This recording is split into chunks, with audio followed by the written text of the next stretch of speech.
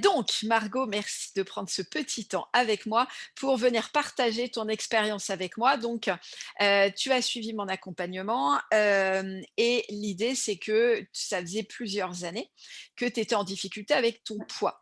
Est-ce que tu peux nous partager ce qui se passait pour toi?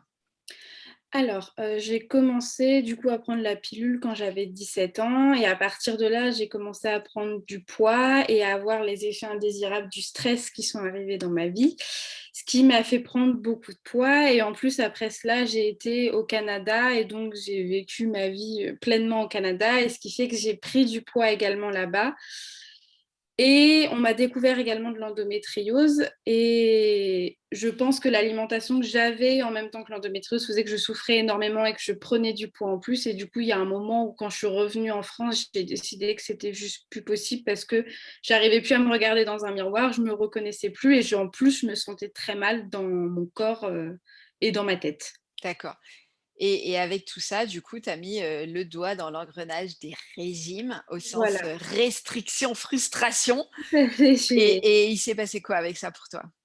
J'ai fait beaucoup, beaucoup de yo-yo. Je suis arrivée à perdre du poids et puis d'un coup, il y avait une mauvaise nouvelle où quelqu'un me faisait une remarque et je reprenais tout le poids que j'avais perdu, si ce n'est plus.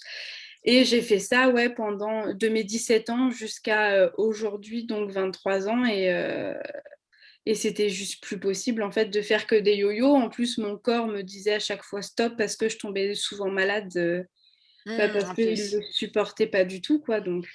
Et tout ça, donc tous ces yo-yo, toutes ces difficultés et avec tout ça, nous, quand on s'est rencontrés, il y a 1 an maintenant, Mmh. tu étais, à ton poids le plus haut et Ouais, vraiment tu en pouvais plus. oui. Comment s'est passée cette année et qu'est-ce qui a changé pour toi, du coup, dans toute cette période? Alors au début, ça a été assez dur parce qu'il a fallu que je me remette moi en question et on touchait des points sensibles au fur et à mesure parce qu'évidemment, il y en avait énormément et puis au fur et à mesure, j'arrivais à me dire: «Ah bah, tu vois aujourd'hui, tu aurais pas fait ça hier si tu avais pas eu le coaching» parce que, bah, mine de rien, on prend conscience naturellement, enfin notre cerveau prend conscience naturellement et puis petit à petit, je prenais, confiance en moi, en mon esprit et puis j'arrivais à relativiser, à beaucoup moins stresser et du coup à me voir, perdre du poids, naturellement sans forcément, me restreindre comme je faisais avant à ne pas manger le matin parce qu'il fallait pas manger le matin, quoi. Il fallait. Ah! Voilà. Le démon du «il faut».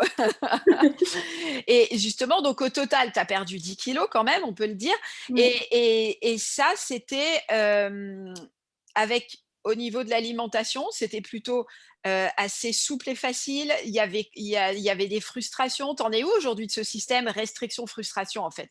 Alors, au tout début, ça a été un peu difficile parce qu'évidemment, ça s'était installé. En fait, ça faisait partie de moi bah, manger quand ça n'allait pas forcément ou quand j'avais une mauvaise nouvelle. Donc, c'était installé en moi. Au début, ça a été un peu difficile de me dire, bah, t'as pas faim en fait, donc ça sert à rien que tu manges juste Mmh. pour combler le manque.